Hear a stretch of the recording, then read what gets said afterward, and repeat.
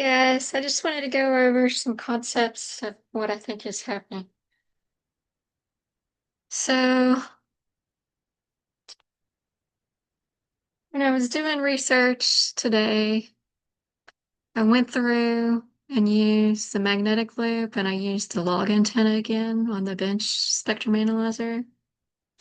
And I was able to observe uh, 15 kilohertz along with 32, 47, and so on and so on. So all fundamentals. So this is the waveform that we're looking at that I've been seeing for years now. And I never knew what it was, but I knew it was constant in my environment. And I think it's part of the heterodyne system that they're using in combination with the 60 hertz. So they're using a method of heterodyning with this as the reference channel. So the reference channel that I observed was 15.625 kilohertz.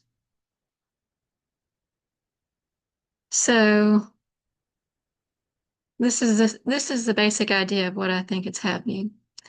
So you have the 60 hertz signals, and it comes from, our surroundings. We're in an electrical environment, and it's constant in most people's environment, and it's something that they use as an entrainment signal on us as well, because I've observed that you can pick it up just using a regular microphone headset and Audacity and record it and plot the spectrogram. You can see.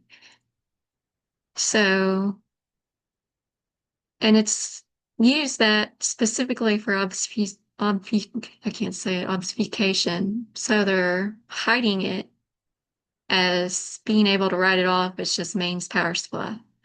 They're gonna be like, no, that's just in your environment. You're crazy style. Or that's not so. You're not credible enough style. So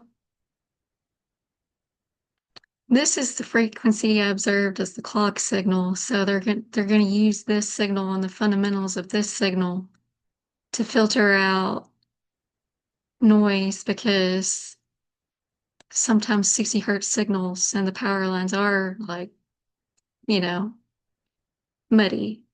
So they're using this as the reference signal to use as their signal processing in on getting the heterodyne frequency, so the little shifts. And that's how they're able to see. So that's a concept that I've been able to detect in my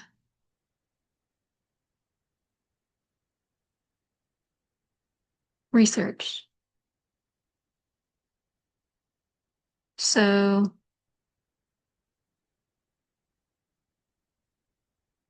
it's basically picking up backscatter from the 60 hertz harmonics. And then it inserts that clocking signal to measure the shifts, which I knew was using the 60 hertz because when I went on the cruise, I could hear it. It was like they were beamforming the electricity around me and it was like humming louder than normal. It's like you walk into the room and you can hear the electricity hum. So they were doing that on purpose so they could detect the shifts easier, I guess. Of course, I didn't measure the kilohertz clocking signal because I didn't take measurement equipment with me, but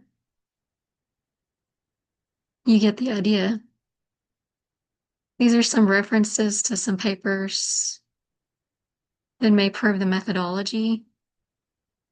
So there's a lot of research onto how EM fields interact with the human body. There's research into passive radar, remote sensing. Okay, forward scatter processing, heterodyne detection of enhanced backscatter. So not only are they using it to heterodyne mixing your brain, synthetic brain signals, they're using it as a way to heterodyne for what they pick up in the room or your location. So this is really the closest, best methodology I could see that's being used. So I just wanted to present that to you and see if you can find it in your research. If you have the 15.625 kilohertz in your data, if you'll be able to pick up the 60 hertz entrainment signal in your EEG BCI data, if you have a Muse, you can pick it up.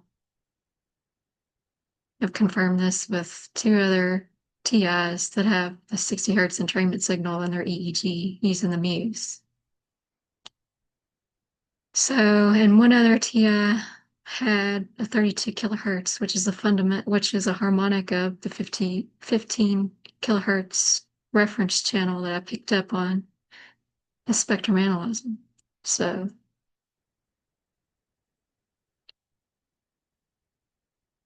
it's something to look out for in your research. So that's all, I guess.